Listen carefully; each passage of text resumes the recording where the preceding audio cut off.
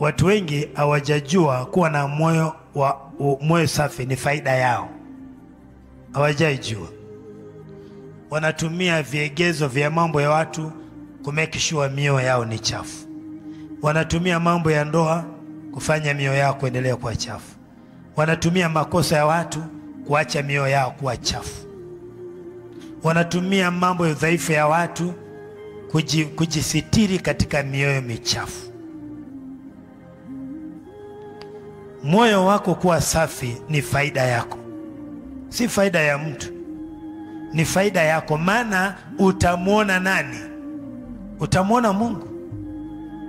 Lakini watu wengi wanatumia makosa ya watu kumaintain uchafu wa mioyo yao.